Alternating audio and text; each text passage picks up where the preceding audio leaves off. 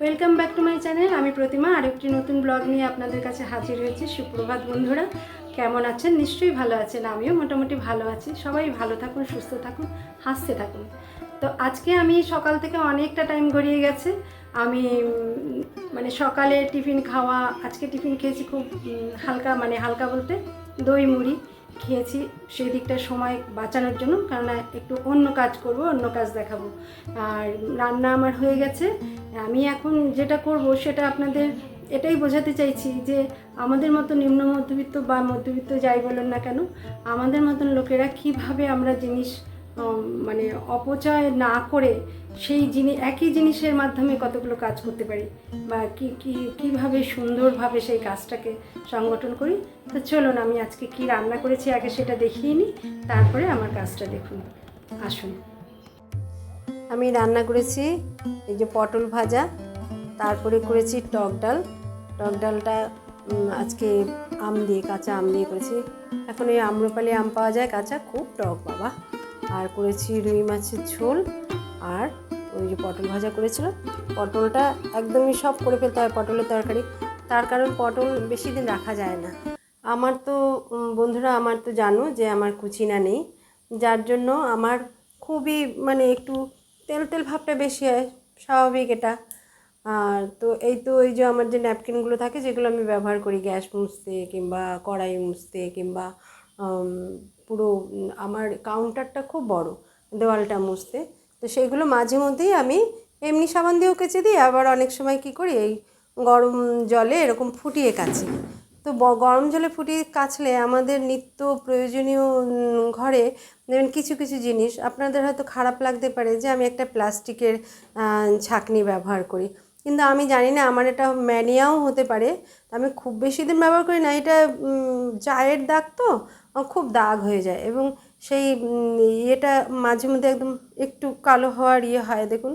কিন্তু আমি কী করি, এই যখন আমি এই যে ন্যাপকিনগুলো করি, তখন আমি এই গরম জলটায় চুবিয়ে, এটা কিন্তু দেখুন একদম নতুনের মতন ঝকঝক করছে, একটুও কালো কোথাও নেই।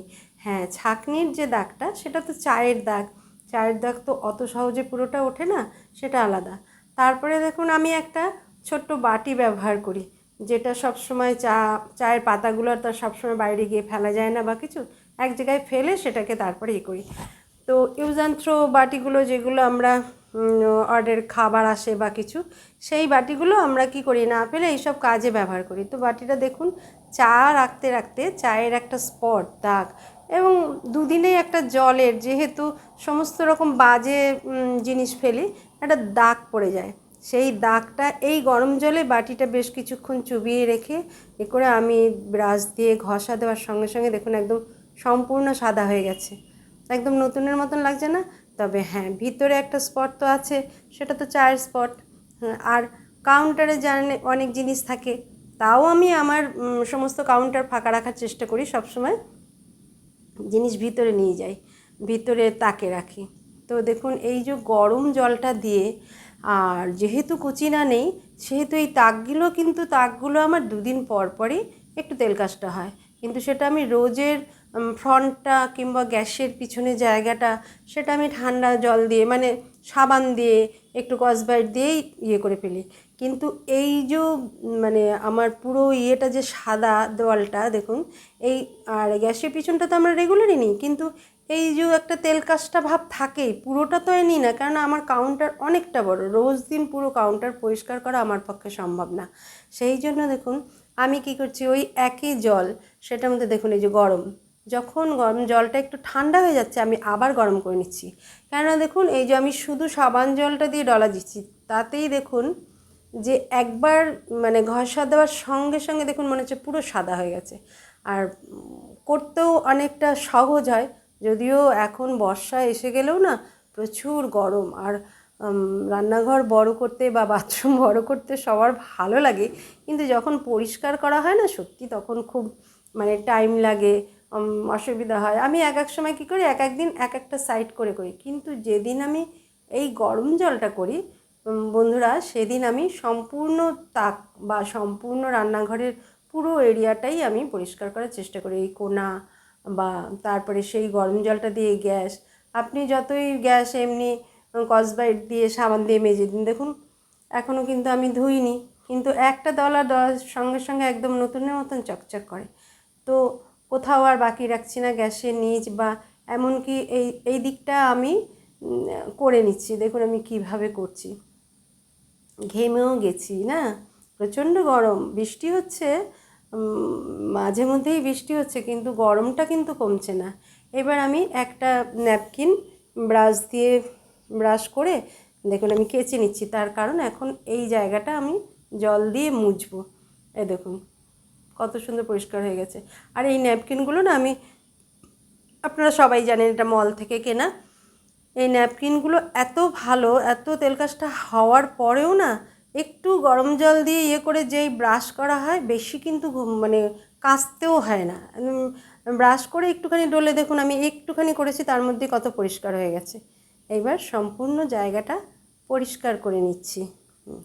এই যে এবার দেখতে পাচ্ছেন যে আমার কাউন্টারটা কত বড়, মানে এটার 1/4 যতটা আছে আমি মনে করি 4 ভাগের 1 ভাগ এইভাবে দেখাতে পারি।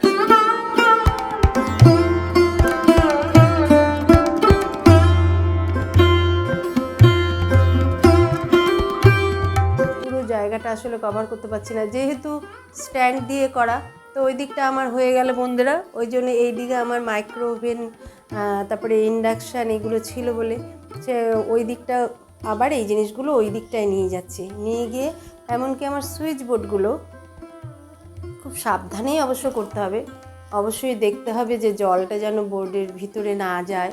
তো আমি খুব সাবধানেই সুইচ বোর্ডের চারিদিকটা বা সাদা জায়গাটা মানে ঘষে নিলাম। এবার দেখুন নিচটাও, এই যে আমার এইখানটা না অ্যাকচুয়াল এই দিকটাই আমার রান্নার জায়গা ছিল। তো কিছুদিন পরে একজন বলল যে অ্যাকচুয়াল এই দিকটা রান্না করে না করে পূব দিকে, মানে পূব দিকে মুখ করে রান্না করতে, ওই জন্য আমার ওই দিকটা নেওয়া হয়েছে। ওই জন্য আমার এখানে না একটা হোল আছে, এই যে হোলটা, এই হোলটা না মানে ওই গ্যাসের হোলটা, ওটা ফাঁকা থাকবে, আবার পোকা টোকা ঢুকবে বা কিছু, ওই জন্য ওটাকে মানে ওই বালি সিমেন্ট দিয়ে আমি নিজেই বন্ধ করে নিয়েছি। তারপরে আমি মাইক্রোওভেনটা ওইদিকে সরিয়ে নিলাম, দেখতে পাচ্ছেন মাইক্রোওভেন নিচে কত কিছু থাকে। তো এই মুহূর্তে কিন্তু আমার ছেলেকে বলছে, আমার বাবুনি একটুখানি ফোনটা ধর, নাহলে আমি এগুলো না অতবার করে সরিয়ে সরিয়ে, যারা ভিডিও করেন তারা অবশ্যই জানেন প্রচণ্ড। তো আমি ফুল কাউন্টারটা, মানে পুরো কাউন্টার পুরোটা যতটা এই টাইলস বসানো, আমি কিন্তু পুরোটাই গরম জল দিয়ে করে নিচ্ছি। তো বন্ধুরা আপনারা দেখতে পাচ্ছেন এই যে আমার হয়েও গেছে, আমি আবার এদিক দিয়ে সেট করলাম, মানে এইগুলো নিয়ে আসা, সেট করা, আবার কভার করা, এটা কিন্তু খুব কম টাইম নেয়। এইটুকুনে দেখাচ্ছে ঠিক কথা, দেখুন একদম তেলের কোনো মানে চিহ্ন নেই, একদম ঝকঝক তকতকে করছে, এই যে পুরো ঝকঝকে হয়ে গেছে। বোর্ডটাও কতটাই সাদা, কিন্তু আমি কিন্তু ওই মানে খুব যে এই যে বোর্ডটা খুব ঘষতে হয়েছে তা কিন্তু নয়, কিন্তু ওই গরম জলটা যেহেতু পড়েছে একদম পুরো নিট অ্যান্ড ক্লিন পরিষ্কার হয়ে গেছে। সত্যি কথা বলতে কি, এই জলটা দিয়ে কিন্তু আমি আরও অনেক কিছুই পরিষ্কার করি, যেমন আমার ঘরে বেসিন আছে, সেই বেসিনটা পরিষ্কার করি, তার পিছনে সিনারি আছে সেগুলো করি। শুধু তাই না, ধরুন তেলের বোতল যেটা একটুখানি বাইরে দিয়ে পরিষ্কার করলে হয়ে যাবে, ভিতর দিয়ে পরিষ্কার করলে তো আমরা গরম জল আমাকে বাড়তি করতে হয়, গরম জল সাবান, কিন্তু এটা দেখুন তো আমার কিন্তু কোনোটাই বাড়তি জলটা করতে হলো না, সাবানটাও সেভাবে নষ্ট হলো না, আমি সাবান জলটা এটাতে কাজে লাগালাম। তো বন্ধুরা আমাদের মতন ঘরে একটু তো ভাবতেই হবে। তো বন্ধুরা দেখলেন যে আমি কিভাবে কাজটা করলাম আর কীরকম হলো। তো আমার ভিডিওটা যদি আপনাদের ভালো লাগে অবশ্যই লাইক, শেয়ার, কমেন্ট ও সাবস্ক্রাইব করে আমার পাশে থাকবেন। কেমন? টাটা।